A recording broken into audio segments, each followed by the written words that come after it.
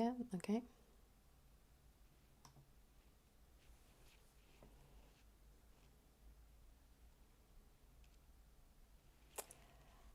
Hello, everyone. Hi.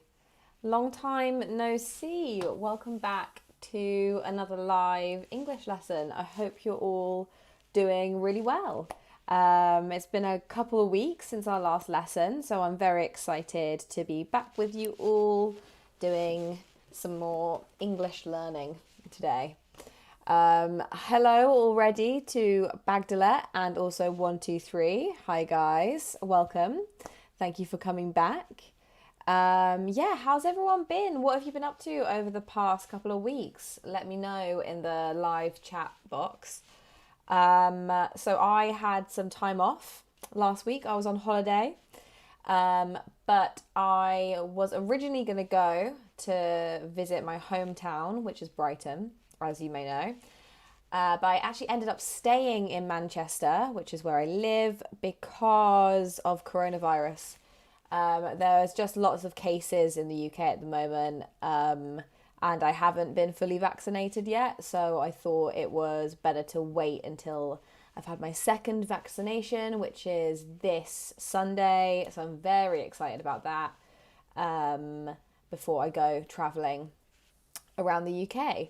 But yeah, so I just stayed at home and chilled, did some painting, and yeah, it was nice to take a rest. But I did miss you guys, so I'm very, very happy to be back doing another live English lesson. So yeah, let me know what you guys got up to last week and this week. Palmer says hi. Hi to Palmer. I hope I'm saying your name correctly. Please, if I say your name wrong, do correct me in the chat box. 123 says hi everyone. Chan says hello, and MBT says hello. And so does Subin. Subin says, hey Flora, it's been a long time. Hi Subin, welcome back. Yeah, it has been a while. Yeah, well, yeah, I hope you guys are all doing really well. And MBT says, Brighton, I have been there, I went there. So I went there for 6 months in 2016. Cool, what did you think of it, MBT? I think I must have been living there for some of 2016 because that was when I was at university. So I was living in both Manchester and Brighton. But yes, let me know what you thought of Brighton. I think it's a lovely place to go and visit. And I'm going to go visit it now in September instead. And I'm very much looking forward to seeing all my friends and family and the sea, because that is one thing I really miss about Brighton when I live in different cities, is that I don't get to see the sea every day. So yeah. All right, well, let's get started, I reckon, with today's live English lesson. So thank you, as per usual, to everyone that voted in the poll a couple weeks ago now. If there are any new viewers out there, every week on a Saturday morning, I put a poll up on our community page of our YouTube account, and everyone gets to vote for the topic they want to talk about the most. So I give you an option of 3, and people vote for the thing they want to learn about the most. So this week, people picked common grammar mistakes. So today I'm going to take you through 5 common grammar mistakes that I hear in my lessons all the time, so you guys can learn how to avoid these mistakes so that you sound much more fluent. So before we get started, I want to say hello to SH, who's just joined. Hi to SH. And Palmer has asked, did I get vaccinated? Yes and no. So I have had one vaccine. I got a Moderna vaccine back in June, at the end of June. And now I'm going to have my second dose of Moderna on this Sunday. So then I will be fully vaccinated, which is very exciting. And hopefully things can start getting a little bit back to normal. But yeah, Let me know if you guys had your vaccine and what your experience was like. When I got my first one, I had some, they weren't too bad, but I did get some side effects after my vaccine. On the day, I felt fine. I went for a walk with my mum and my grandma, had an ice cream, it was lovely. And then when I got home in the evening, I did start to feel very tired and very cold. And so then I went to bed and I woke up the next day, went to work, did my lessons, and I just felt so tired and my arm was really achy. So the next day I actually took some time off to rest because I was just feeling very tired, achy and cold. But by Wednesday, I was feeling totally normal. So it only lasted like 2 days. And I think it would have lasted less days. I think it would have been shorter if I had just taken a rest as soon as I got it. But I just kind of kept going like as normal, which meant that I was more tired, I think. So after this second dose of the vaccine, I think I'm going to just chill out for the rest of the day. It's on a Sunday. I'm just going to rest up and hopefully I won't get any more side effects. Because I've got plans, so I don't want to be slowed down. But 123 says no vaccine for me. Is that in general 123, or have you just not been able to have your vaccine yet? I think if I remember correctly, I know you're in France, or I know you're French, or I know that you speak French. So I don't know how the vaccine program is going in the rest of Europe. To be honest, I haven't looked at the news. So yeah, if anyone else has got the vaccine or wants to get the vaccine or doesn't want to get the vaccine, that could be interesting to talk about as well. And MBT says about Brighton that it's a lovely place, especially the pier, and there are lots of pubs. I think that's an excellent summary of Brighton. The seaside, really big seagulls, and lots of pubs. And SH said, is that okay? The time seems, so this is talking about my vaccine. SH has said, is that okay? The time seems too far from the first dose to the second dose. That's actually a really good question, SH. So the time in between, I've done a lot of vaccine research. So the time in between mRNA vaccines, so that's Moderna or Pfizer, and AstraZeneca as well, I'm not 100% sure, but the time that you can have between those vaccines is 12 weeks maximum. So I have friends that work for the NHS and they had to wait 12 weeks between their vaccines. I have to wait 8 weeks. So you can get it from 4 to 12 weeks basically is the window. So 4 weeks after your first one to 12 weeks after your first one. In the UK, the average time they are saying now is 8 weeks. It used to be 12 weeks, but then because they got more vaccines, they reduced the waiting time. So this was the soonest I could possibly get my second vaccine was 8 weeks after my first, which one of my friends actually is a COVID scientist. He works in a lab. I don't really understand his job, but he said to me that 8 weeks is actually the ideal time to get it in terms of building up your immunity. I think 4 to 8 weeks is a pretty good time because I know in other countries you only have to wait 4 weeks, which is good. But yeah, basically it is fine. So that's good. Although I might need to get a boost. We all might need to get boosters, but yeah. Anyway, MTV says, did you take a headache pill when you took the vaccine? No, I don't really take painkillers. I don't know why. I just kind of forget that they exist as a thing, but that's a good idea. Maybe I'll have some paracetamol when I have my second jab this time, because that also helps if you're feeling a little bit hot and feverish. 123 says, in France they want to vaccinate everyone, but I'm not convinced that that's the solution against coronavirus, so I put a mask on anyway. Yeah, that's interesting. 123. I think that vaccines aren't the solution necessarily, but they're definitely really important. And I would encourage everyone to go, if you can, to go and get vaccinated, because you're not only protecting yourself, but you're protecting others. Because the science does show that it is a lot more difficult for the virus to spread between two people that are fully vaccinated, rather than one person who is vaccinated, one person who isn't, or two people that aren't. The vaccine won't stop you from getting COVID. So you can still get COVID, but it will stop you, in the majority of cases, from getting seriously ill. And as I said, it helps you spread it less. I think it makes you less infectious, or just you're less likely to spread it because you're less likely to develop symptoms. So I think that vaccines are really important for everyone's health. I think that they're definitely a big part in the road to getting back to normal, but I do agree that they're not the only solution. And in the UK, people have decided to stop, not people have decided, they've changed the rules so we don't have to wear masks anymore on public transport and things like that. However, I also personally choose to still wear a mask because there's still a lot of COVID around and masks are really helpful. So I just think that it's a really easy thing that you can do. It doesn't hurt anyone. It's not a massive effort.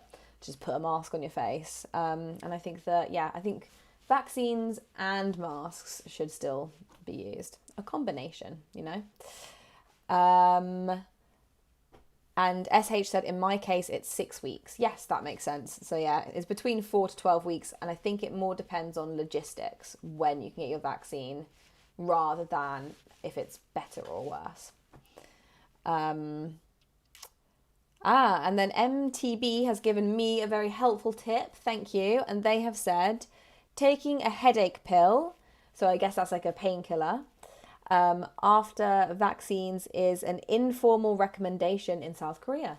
Thank you for your advice. I'm definitely going to take that advice on board. I'm going to take a paracetamol after I have my vaccine on Sunday. And hopefully that will help me not get any symptoms. That does sound like a sensible idea. Oh wow, and 123 says, tomorrow there's a rally in the whole of France against the management by the government. That's really interesting, 123. What are people disagreeing with? Do they want more restrictions or less restrictions in France? I would be interested to know. I know that in France that there's a very big culture of protest, which I think is really cool. Like there's that very famous protest street in Paris. So that's really interesting. Actually, one of my friends has a boyfriend who lives in France, so I will ask her about it as well and find out. But yes. Okay, I think that whilst this vaccination chat is very interesting, I think we should get started with today's live lesson. But 123 has said they want less restrictions. Yeah, that happens in the UK too. I think it's a bit, silly. But anyway, we're going to move on from COVID chat, and I will let you guys know how my jab went. Not next Friday, because I'm on holiday again, but in the next live stream. But okay, let's move on and start today's lesson. So as I said earlier, today we are talking about 5 common grammar mistakes. So these are some extremely common grammar mistakes that I see my students make over and over again. So we're going to talk about them today, and hopefully that means that you guys won't make them in the future. But before we begin, so there is no mini quiz in today's lesson. I'm going to start off by saying that. I do apologise, because we've got a lot of English learning to do. So today we only have a trivia question. So this is your only quiz chance in today's lesson. And the question is, what is the biggest lake in England? So this is not in the UK, this is only in England. And I want you to save your answers for the end of the lesson. So you'll find out the answer to this question after today's live English lesson. But what is the biggest lake in England? So yeah, have a little think about that one whilst we are doing our lesson. Okay, without further ado, our first very common grammar mistake today is using the wrong article. So I'm sure all of you will relate to this. Articles are one of the most tricky grammar points. Even my advanced students will forget to include an article or use the incorrect article from time to time. So today we're going to go over the two types of article, the indefinite and definite. So in most cases, nouns will need an article, a, an, or the. And if they're not using an article, they'll probably use a possessive pronoun, my, your, his, and her. Now, this is strictly when we're talking about objects. Obviously, there's different types of nouns. For example, place names or proper names of people. So we don't use articles before place names, apart from there are some exceptions, for example, the UK and the United States. In these cases, we use the definite article because these are a collection of countries or a collection of states, and that's why the article is there. So yeah, there's always exceptions in English or in lots of language learning, and unfortunately you just have to remember them. But in most cases of object nouns, you will need an article or a possessive pronoun. But as I said, we're now going to take a look at the two types of articles, indefinite and definite. So, the indefinite article. To put this simply, it's quite a complex grammar point, but I'm going to try and put this as simply as possible. But we use the indefinite article when we are being non-specific. What do I mean by non-specific? I mean that we are referring to an object of a certain type, but not a specific object in our environment. I'm going to give you an example to explain. For example, could you pass me a pen? Now, in this sentence, I'm going to repeat it once more. Could you pass me a pen? So in this sentence, I just want a pen. It could be any pen, it doesn't matter. I am not referring to one specific pen. What I am referring to is I just want a thing or an instance of an object that falls under the type or category of pen. I want a thing that is a pen, but it could be any pen in the universe. So I'm being non-specific. We also use a or an when we're talking about a single instance of something singular. So we can use a or an in place of one. For example, she's reading a book. I'm eating an orange. We are referring to just one object of something. We don't need to know which specific book or orange it is, so we use the indefinite article a or an. Now we use a or an depending on whether the next letter of the word is a consonant or a vowel. So it is a pen, an apple, because apple begins with a, which is a vowel, so we use an. Okay. And as per usual, if you guys have any questions about what I'm talking about, please ask me in the live chat and I will answer them as I go. So let's move on. Yay. Okay, now we have the definite article, the. So the definite article is opposite. We use the definite article to refer to make direct reference to one particular object. For example, could you pass me the pen on the table? Could you pass me the pen on the table? So in this example, we don't want any pen. We want one specific pen. We're making direct, specific reference to the pen in this room that's on the table. So like only this pen. Okay. Does anyone have any questions? I know that I just spoke quite quickly about something that's quite complicated. So if anyone has any questions, please feel free to put them in the chat box. But there are a lot of rules and a lot of exceptions when it comes to learning about articles. They are so tricky. And there's more than I can fit, unfortunately, in this live class. I could probably do a whole live stream about articles. However, I don't have to, because luckily Britcent have made a whole video series about articles on our English and Korean YouTube channel. So these videos are actually on both YouTube channels. If you go on the search box on our channel and type article, you'll be able to find it. However, I'm also going to link these below. So I'm either going to link them in the description of this. No, I will. I'm going to link the videos about articles in the description of this video after the live stream. So if you want to know more about articles, then you can go and check out these 4 videos where our lovely tutor, Sam, takes you through them. And I think they're really excellent resources. I always give them to my students, so definitely check them out. Okay, now let's do a little practice. So I want you to tell me whether it is a or a/an or the.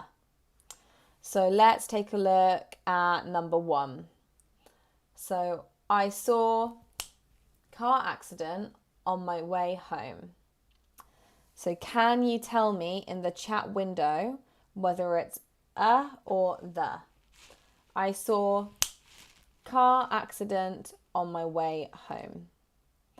So far we have 1, 2, 3 saying Subin says Bagdillah says Any other answers? Also, welcome to JK, who's just joined us.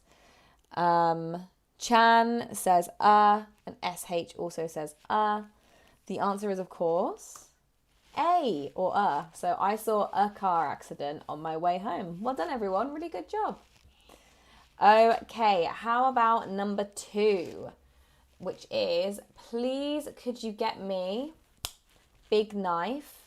It's only one big enough to cut this carrot, which is a very big carrot apparently in this situation. So please could you get me big knife? It's the only one big enough to cut this carrot. I always gave that away there. I slightly gave away the answer.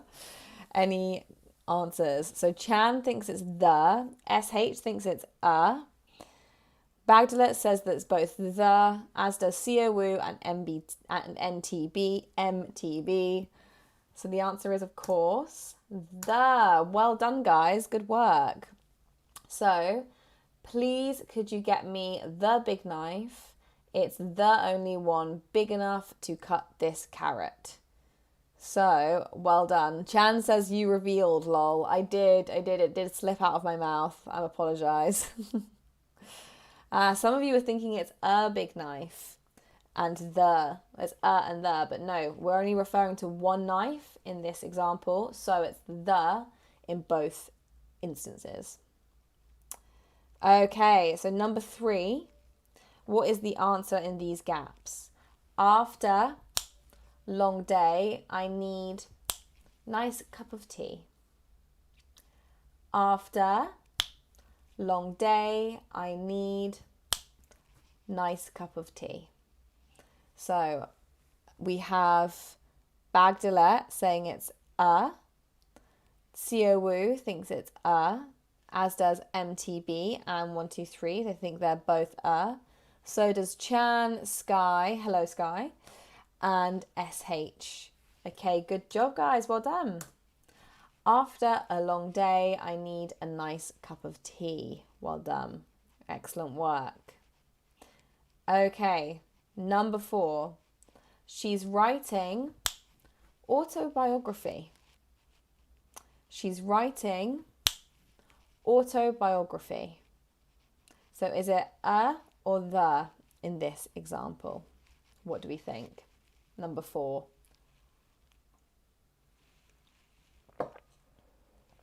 Any answers? You guys have gone a bit quiet. 1, 2, 3 thinks it's un. Bagdalet says un. So does MTB, SH, and Sky. Perfect. Well done, guys. You're smashing it. Well done also to Sage and Siowu. And Chan asked an interesting question. By the way, what is it called, the thing you're doing with your thumb? So this is called a click. I don't know if you guys can hear it. I'll do it nearer the microphone. A bit of ASMR for you.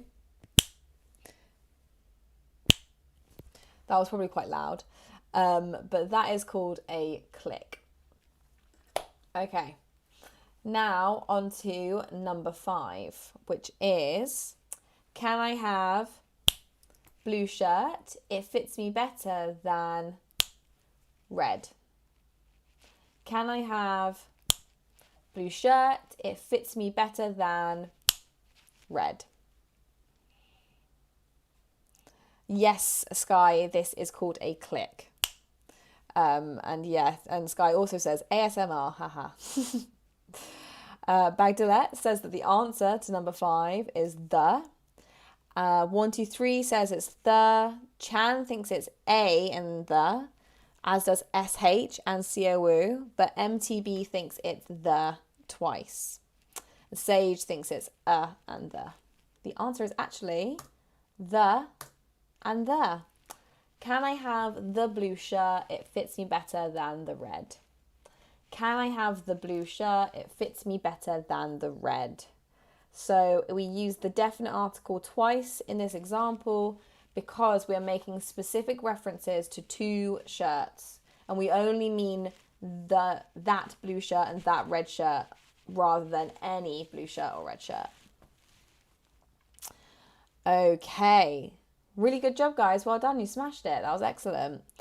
Let's move on now to our second common grammar mistake, which is incorrect question order. So most languages don't change the word order for questions. However, like most European languages, English does. So we have 2 types of sentence structure. We have question order and we have statement order. Statement order is what you usually see in a sentence. It's subject, verb. So these are obviously in simple sentences. For example, she went to the shops. She, subject, went, verb, and then the complement. However, when you're asking a question, you have to reverse this. So you use a question word first, when, what, why, how, who, and then the verb, and then the subject. So if you wanted to turn she went to the shops into a question, you could say, when did she go to the shops? So then you're asking about the time. So when did she go to the shops? So went becomes did, and it goes in front of the subject. So now we're going to have a go. Please turn these statements into questions. So we have 3 statements here, and I want you to turn them into questions. The first one is, they are going on holiday. And I actually think I might use my whiteboard for this. So I'm just going to get that out from behind the computer.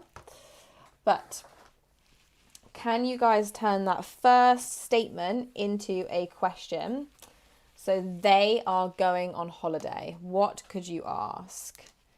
Well done to Chan. They've done a good answer. Anyone else want to have a go before I reveal the answer on my whiteboard? Well done to Charlotte. That's a good one. And SH as well. Those are all really good.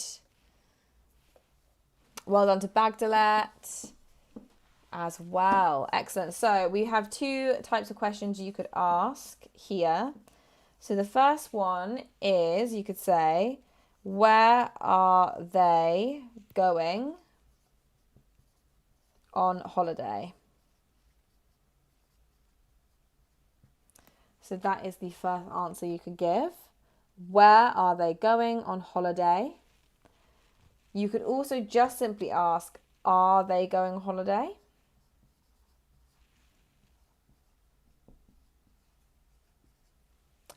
Or you could ask when. When are they going on holiday?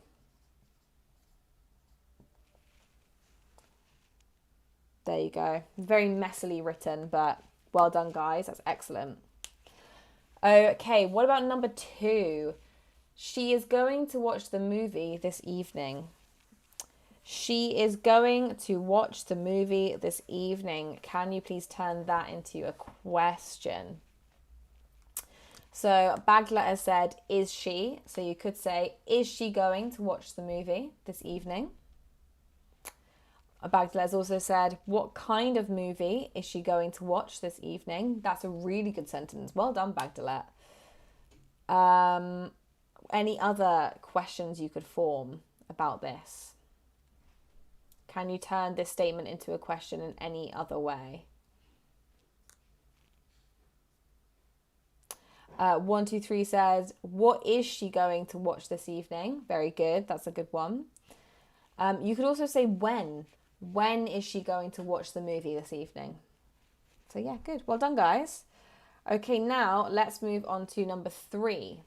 So I am going to the zoo with Charlie and Eloise. How can we turn this into a question? So the statement is, I am going to the zoo with Charlie and Eloise. How can we turn this into a question? Anyone? So Bagdalet said, am I? So I suppose you could. I don't know who you'd be asking, but you could go, am I going to the zoo? Maybe someone's arranging it for you. But what else could you ask? How else could you form a question?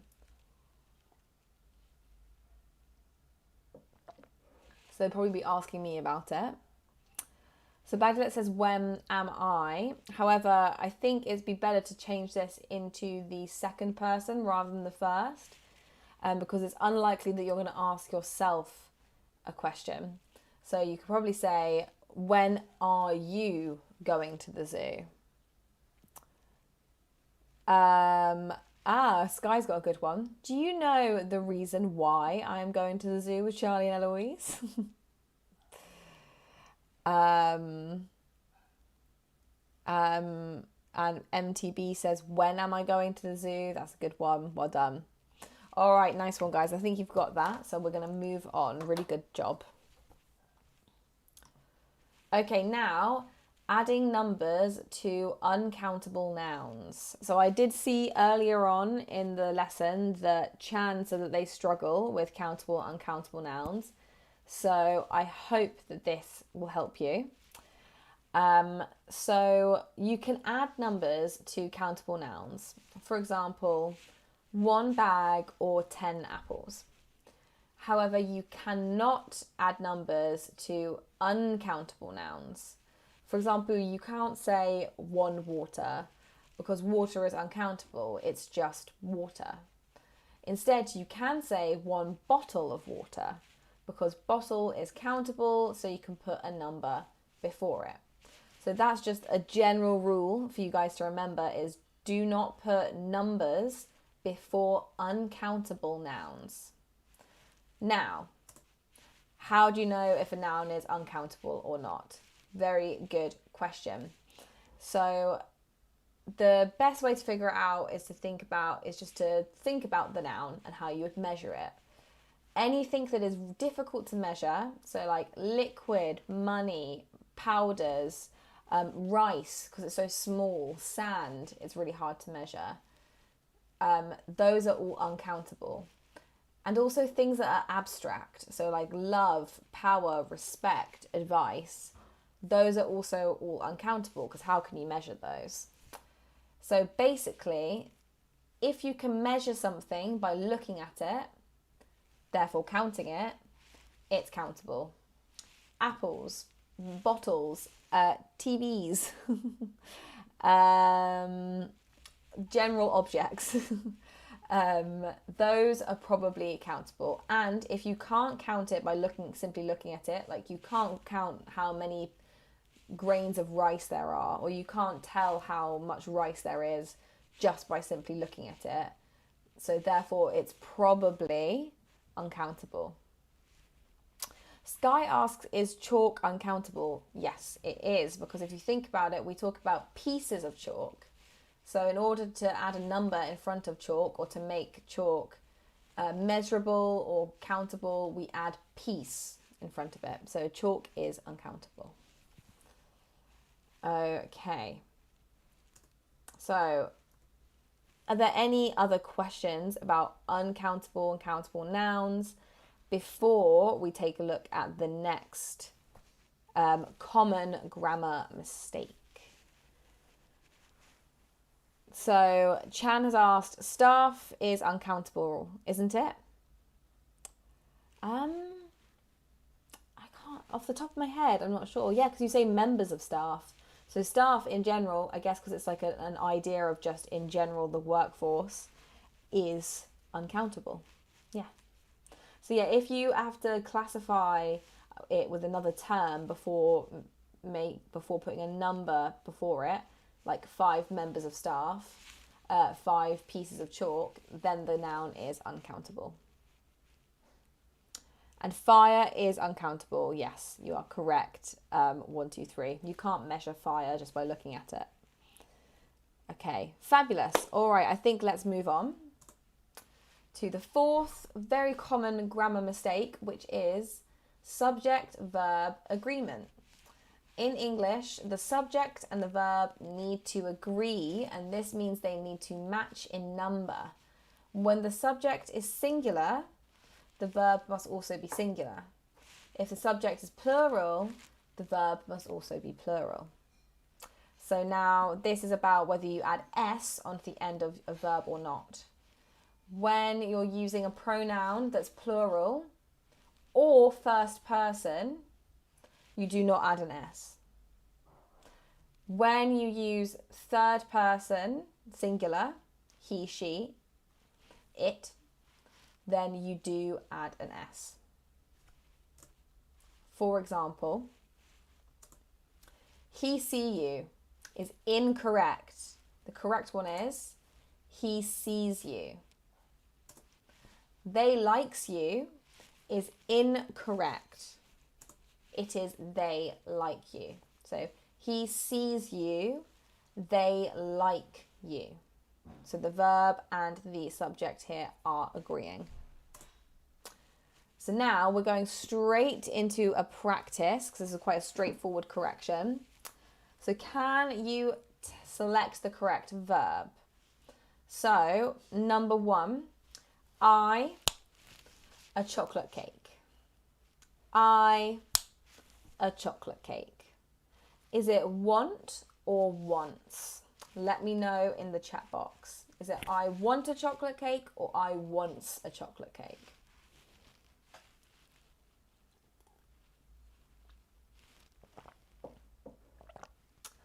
One, two, three says want, as does SH, as does Bagdalet and CO Woo. Well done, everyone. You are correct. I want a chocolate cake. Very good. Sky says don't want. I don't want a chocolate cake. Fair enough. All right, let's move on. And Bagdalet has asked her why not. I totally agree, Bagdalet. Why not? Why would you not want chocolate cake? Unless you're vegan. That would make sense. Okay, let's move on to number 2. They, to be home by 7. They, to be home by 7. So is it need or needs? They need to be home by 7. They needs to be home by 7. Which one is correct? SH thinks it's need. CO Woo says need, as does Chang and Bagdalet. Sorry, Chan, not Chang. And the answer is indeed need. They need to be home by 7. Very good, everyone. All right. 123 says Sky is on a diet. Okay, let's move on to number 3. She, jewellery as her side job. She, jewellery as her side job. So she make jewellery as her side job, or she makes jewellery as her side job. Which one do we think is correct? SH is saying makes. Do we have any other answers as well? Or is it just SH?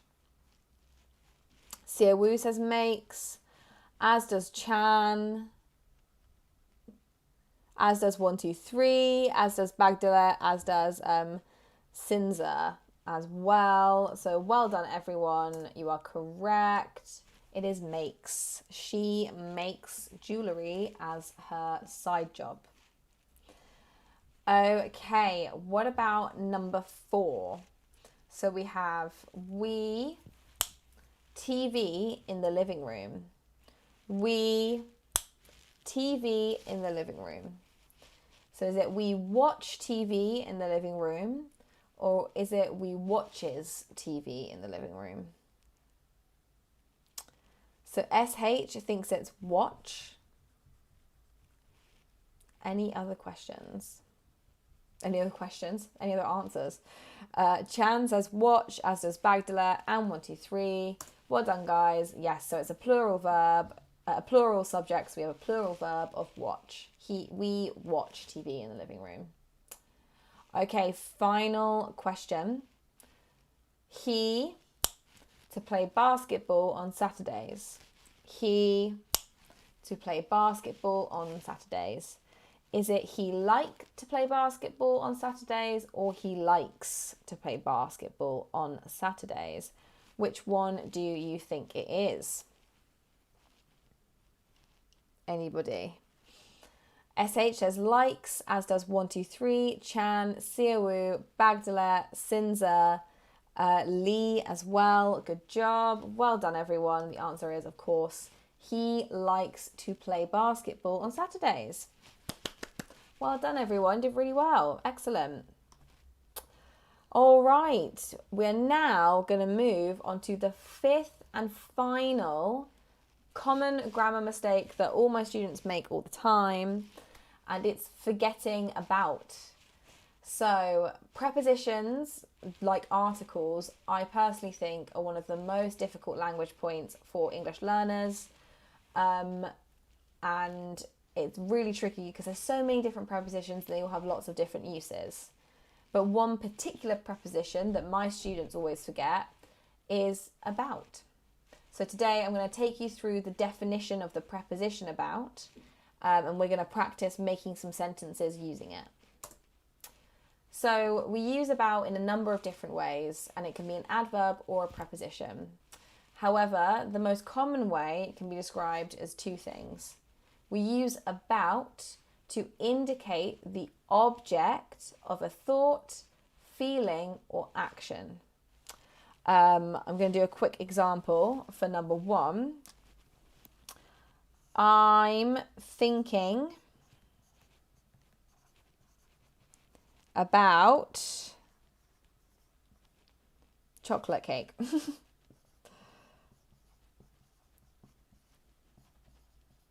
So, I'm thinking about chocolate cake. So in this sentence, we use about to indicate the object of my thought, of my thinking, which is chocolate cake. So about introduces and makes the connection between the verb to think and the noun chocolate cake.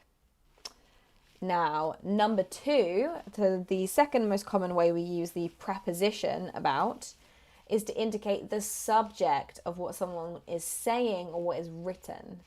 So you could say, the book is about a wizard.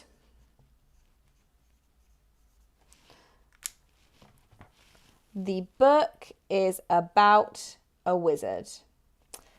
So in this sentence, about is used to indicate the topic or the subject or the content of a book, of something written. And we can also use it for movies or for things that are said, so like for speeches and things like this. So those are the two most common ways of using about. So here are some more examples. I don't know how I feel about it. So that's use number one. I don't know how I feel about it.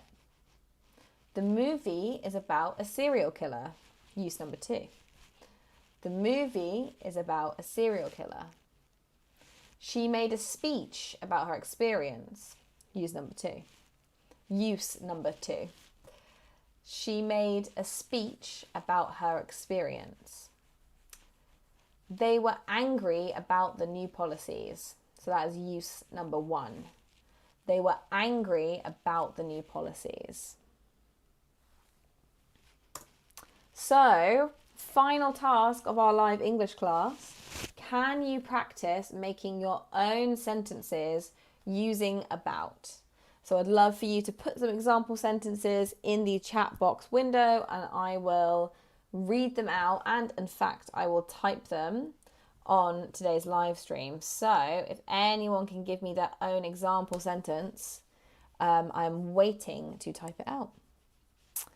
Also, hello to G, who has just joined us. Yes, you are a little bit late today, but they said grammar is always hard for me and I'll enjoy the rest of the live stream. Yes, in a couple of hours, this live stream will be up as a video on our YouTube channel, so you can always go back and watch for the other grammar points as well. So Sky says speech on. You can do a speech on something as well as about. Okay, Sky has given us an example, a good example, which uses the preposition about a lot. I saw the movie about time, which is about time. That is a bit of a confusing sentence, but it does make sense. So well done. Okay, it is grammatically correct, rather. Anna Chan says, I can't stop thinking about you. Very good. He says that this is a very common lyric in songs, which is very true. Lots of love songs use that. Bagdalet has given us another great example sentence. They have said the novel, nice word, novel, very good, is about a murder. Very nice, well done. And then finally, we'll take one more from Seo Wu, which is, I'm thinking about pizza, I'm hungry. I'm thinking about pizza because I am hungry. Would make that a little bit better, Seo Wu, but well done. Oh, and SH has come in with what will be the last one now, but SH has said, I'd like to learn about British culture.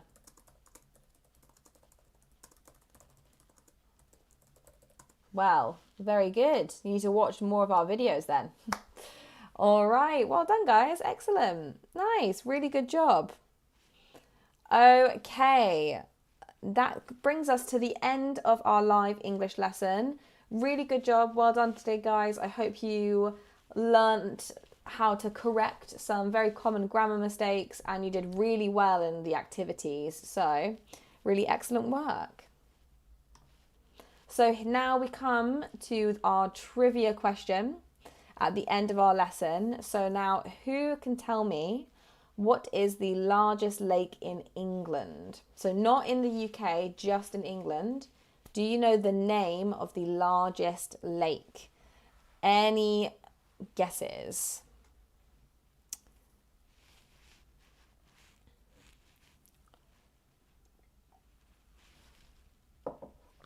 Quite a tricky one, this one. I actually didn't know the answer until I looked it up. So can anyone guess the name of the biggest lake in England? All right, I'm just getting a lot of people saying thank you and goodbye, so I'm going to give you the answer to this question. It's Lake Windermere. So that's in the Lake District, which is in the northwest of England. It's only 2 hours away from where I live, so I'm definitely going to make a trip soon. But yeah, that is the answer to today's trivia question. But yes, okay, that is definitely everything for today's live stream. Yeah, thank you guys all for joining me again for another live lesson. It was really lovely to speak with you all and yeah, see how you're doing and yeah, all that kind of stuff. So our next live stream is going to be not next Friday because, as I said, I'm on holiday again. Lucky me. I'm going to Scotland to visit my friends again in Edinburgh, and it's also the festival, so that's very exciting. But our next live English lesson is going to be on the 27th of August. I forgot what month it was then. Oh my goodness, I can't believe it's already August. That's crazy. But yes, our next lesson will be on the 27th of August, and it will also be our final live stream together.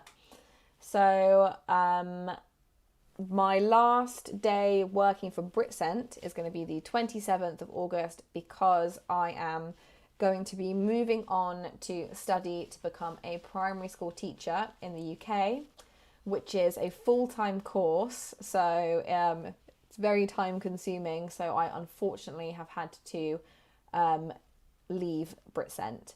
So that will be our last live stream together. So I'll put some topics, maybe like some more fun topics, up on the community page for you guys to vote as per usual in a poll.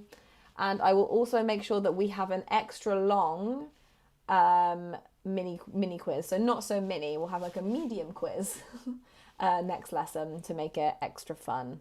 So yeah, I hope you guys all have a lovely couple of weeks, and I look forward to seeing you for our last live stream together in 2 weeks time on the 27th of August at 2 p.m. GMT. So yeah, thank you guys so much. Have a lovely couple of weeks, and yeah, take care. Bye.